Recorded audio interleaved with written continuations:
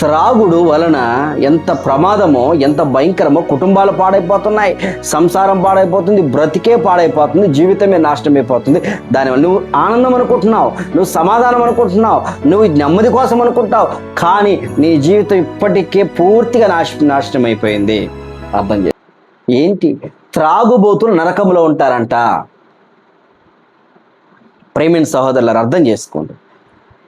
మీ కొరకు నేను బ్రతిమిలాడి ప్రార్థన చేస్తున్నా. నీ జీవితం మార్చడం కొరకే దేవుడు సిద్ధంగా ఉన్నాడు. ఒక వాక్యము తప్ప, దేవుని మాట తప్ప, దేవుడు తప్ప మార్చేవాడు లేడు.